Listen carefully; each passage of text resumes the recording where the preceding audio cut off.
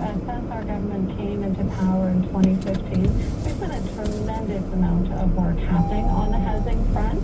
I point to the earlier days of the National Housing Strategy, which was the beginning of this work that has been unfolded. I point to the Housing Accelerator Fund, which we've seen had tremendous uptake and impact across the country, with a top-up yesterday announced of $400 million to continue to see more homes built across the country. And I'd also point to today as well, not only with the $15 billion announcement for the apartment construction financing initiative, but also for Canada Build.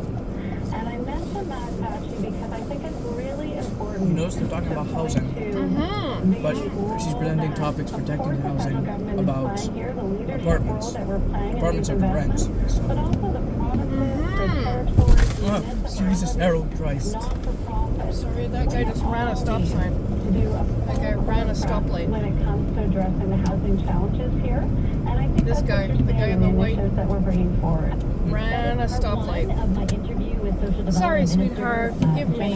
You're going to hear part 2 in just a few months. Sorry, sweetheart. We're talking a little bit more about the pushback from the provinces specifically, because there has been a lot of it. Because all of these announcements have been made about money that the federal government will funnel to housing through the provinces, the feds are saying that the provinces will have to agree to a ton of requirements. They probably run the light because the power's out. And the provinces are saying, hey, well, we know best what to do with that money. Why are you can see the power, it's just like the snow is covering the green light. Build more houses, and so we think these are the conditions that are necessary. These lights are working. Back and forth. One that is evocative of the carbon tax debate.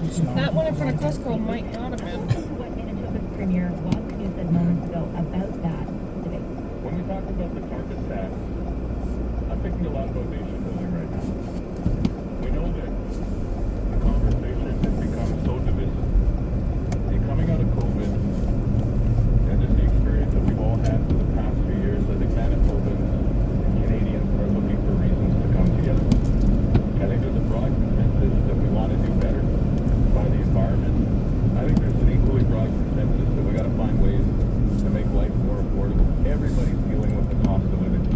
Now, it's important context to note that Manitoba does have the federal backstop. The carbon tax applies to it, but Premier Canoe is trying to argue that that shouldn't be the case, and he's about to have a meeting one-on-one with the Prime Minister to make that case, although the Prime Minister didn't sound like he was willing to back off that backstop unless there was sort of a different carbon pricing or carbon tax regime put into place. So that will be interesting to see how that develops.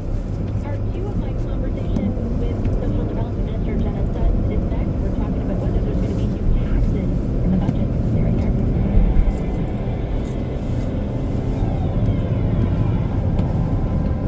Good afternoon. It's 12:30. I'm Jason Mayhouse with a CTV News update. Here's what's making news right now. If you've got a flight this afternoon or this evening, you might want to check ahead. There are a lot of cancellations. Places like New York, New Jersey, Toronto, and Cancun. Same thing on the arrival side, so you might want to check if you're going to pick someone up. Hydro-Quebec is making progress on the power outages. They're down to 230,000 homes and businesses without electricity, including more than 50,000 in Montreal, nearly 20,000 in Laval, and the Laurentians, the hardest hit area, is at nearly 75,000. And the airport authority says it's going to be investing $4 billion between now and 2028 to improve access to Trudeau Airport. Plans include more parking, a new pick-up and drop-off zone, and connecting to the rail.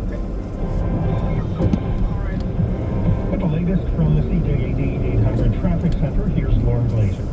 Pretty slick drive out there this afternoon. If you want to take care if you have to go out for the eastbound side of the Ville Marie, we are dealing with a stall. It's out the RUNS STOPLIGHT exit. Left lane is currently blocked. The volume there from almost Turcotte.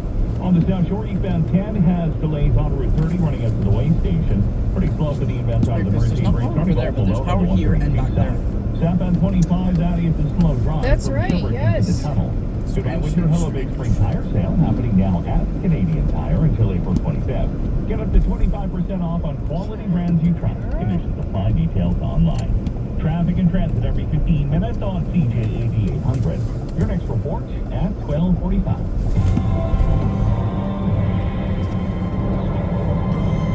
Your Dormego Weather Center forecast has snowfall warnings in effect. Snow and blowing snow today.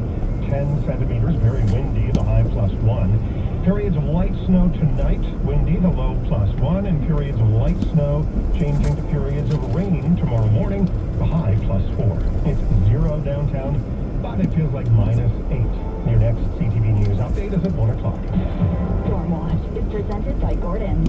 Good to your car, good to you. The future of great car care is now. Gordon'sTires.ca.